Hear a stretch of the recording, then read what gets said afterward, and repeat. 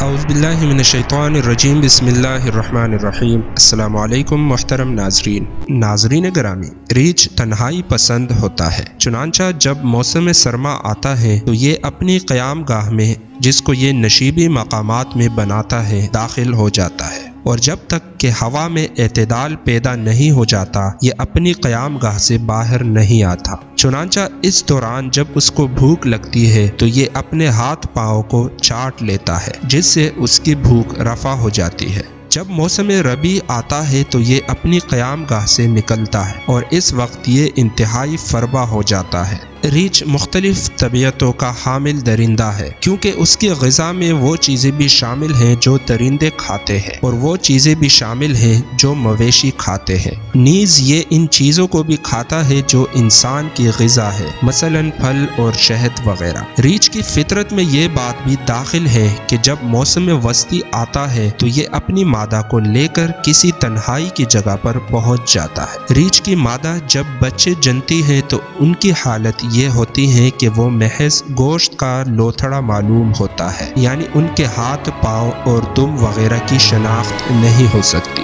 ریچھنی بچوں کو چینٹیوں کے ڈر سے جا بجا لیے پھرتی ہے اور ان کو چاٹتی رہتی ہے، یہاں تک کہ بچوں کے اعضاء نمودار ہو جاتے ہیں اور وہ سانس لینے لگتے ہیں۔ بعض لوگوں کا خیال ہے کہ وہ منہ کی طرف سے بچے جنتی ہے، اور ان کا یہ بھی خیال ہے کہ مادہ بچوں کو دیکھنے کے شوق میں جلد ہی ادھورا جن دیتی ہے۔ ریچھ کی ایک خاص صفت یہ ہے کہ یہ موسم سرما میں بہت فربہ ہو جاتا ہے، اور اس کی فربہی کی وجہ سے اس کو چلنے میں بار معلوم ہونے لگتا ہے۔ چنانچہ اس حالت میں جب وہ ایک جگہ بیٹھ جاتا ہے تو جب تک 14 دن نہیں گزر جاتے وہ اس جگہ سے جنبش نہیں کرتا۔ اس کے بعد بتدریج اس میں حرکت پیدا ہوتی ہے، اور یہی وقت مادہ کے وضع حمل کا بھی ہوتا ہے۔ جب مادہ بچے جن کر شکستہ حال ہو جاتی ہے تو وہ بچوں کو سامنے رکھ کر جی بہلاتی رہتی ہے، اور اگر کوئی خطرہ پیش آتا ہے تو فوراً بچوں کو لے کر کسی درخت پر چڑھ جاتی ہے۔ ریچھ میں قبول تعدیب کی عجیب ذہانت ہوتی ہے، مگر ساتھ ہی یہ اپنے معلم کی اطاعت بغیر سختی اور ضرب کے نہیں کرتا۔ محترم ناظرین، ریچھ کا کھانا حرام ہے، اس لیے کہ یہ ایک ایسا درندہ ہے جو اپنے نام سے غذا حاصل کرتا ہے۔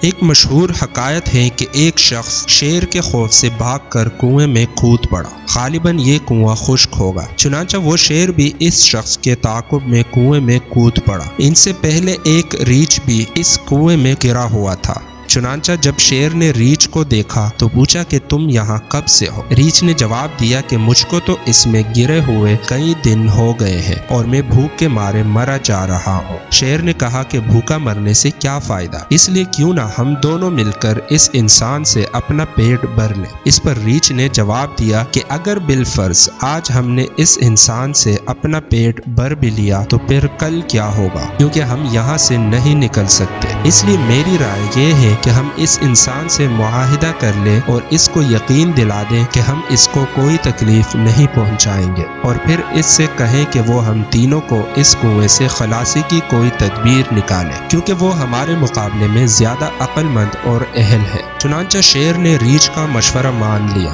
اور پھر ان دونوں نے قسمیں کھا کر اس آدمی کو مطمئن کر دیا۔ چنانچہ اس شخص نے کنویں کو ٹٹولنا شروع کیا تو اچانک اس کو ایک بڑا سا سوراخ ہاتھ آ گیا۔ چنانچہ اس شخص نے اس کو چوڑا کرنا شروع کر دیا، اور جب وہ چوڑا ہو گیا تو اس میں سے سر نکال کر باہر آ گیا، اور پھر شیر اور ریچھ کو باہر نکال لیا۔ اس حکایت کا مطلب یہ ہے کہ عقل مند کو چاہیے کہ وہ اپنے جملہ معاملات میں احتیاط کا پہلو ہرگز ہاتھ سے جانے نہ دے اور اپنی نفسانی خواہشات کا تابع نہ ہو، اور خصوصاً جب کہ اس کو یہ بھی علم ہو کہ نفس کی پیروی میں اس کی ہلاکت ہے، اس لیے ہر کام کے انجام پر غور کرنے کے بعد احتیاط سے قدم اٹھائیے۔ محترم ناظرین، اس کے علاوہ قزدینی نے عجائب المخلوقات میں لکھا ہے کہ ایک شیر نے کسی انسان پر حملہ کرنا چاہا تو وہ انسان خوف سے بھاگ کر ایک درخت پر چڑھ گیا۔ اس درخت کی ایک شاخ پر پہلے سے ایک ریچھ بیٹھا ہوا اس کے پھل توڑ توڑ کر کھا رہا تھا۔ شیر نے جب دیکھا کہ آدمی درخت پر چڑھ گیا ہے تو وہ بھی اس درخت کے نیچے آ کر بیٹھ گیا اور اس شخص کا انتظار کرنے لگا۔ چنانچہ اس شخص کی نگاہ جب ریچھ پر پڑی تو دیکھا کہ ریچھ اپنی انگلی اپنے منہ کی طرف لے جا کر اشارہ کر رہا ہے کہ شیر کو یہ خبر نہ ہونے پائے کہ میں بھی یہاں بیٹھا ہوا ہوں۔ اس آدمی کا بیان ہے کہ میں شیر اور ریچھ کے معاملے میں حیران تھا کہ کس طرح ان دونوں موذیوں سے پیچھا چھڑایا جائے۔ اتفاقاً میری جیب میں ایک چھوٹا سا چاقو پڑا ہوا تھا۔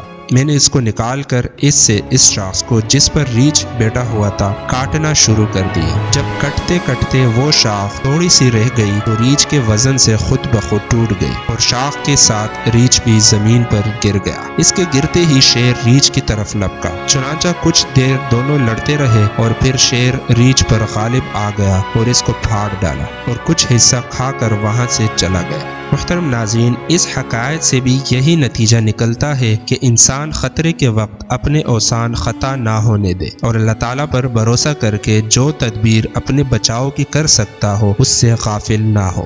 ریچھ کی چربی کی مالش برس کو ختم کر دیتی ہے۔ محترم ناظرین، ریچھ کو خواب میں دیکھنا شر، سختی، فتنہ اور بعض اوقات مکر و فریب کی علامت ہے، اور کبھی اس کا خواب میں دیکھنا کسی باری جسم کی عورت کی علامت ہے جس کے دیکھنے سے دل میں دہشت پیدا ہو اور اس کا پیشہ گانا بجانا ہو۔ کبھی خواب میں ریچھ دیکھنے کی تعبیر قید اور قید خانہ کی یا کسی ایسے دشمن کی علامت ہے جو مکار، چور اور ساتھ ساتھ مخنث بھی ہو۔ اگر کوئی شخص خود کو ریچھ پر سوار دیکھے تو اس کو ولایت حاصل ہوگی بشرطے کہ وہ اس کا اہل ہو، ورنہ اس سے مراد غم اور خوف ہوگا جس سے بعد میں نجات مل جائے گی۔ اور کبھی اس کی تعبیر سفر کرنے اور پھر گھر واپس آنے سے دیتے ہیں۔ محترم ناظرین، اگر آپ کو ہماری یہ کاوش پسند آ گئی ہو تو ویڈیو کو لائک اور شیئر ضرور کیجئے اور کمنٹ باکس میں ہمیں اپنی قیمتی رائے سے ضرور آگاہ کیجئے، اور ساتھ ساتھ اگلا ٹاپک کیا ہونا چاہیے اس بارے میں بھی اپنی رائے سے آگاہ کیجئے۔ اپنا دوستوں اور رشتہ داروں کا خیال رکھیں۔ اللہ حافظ۔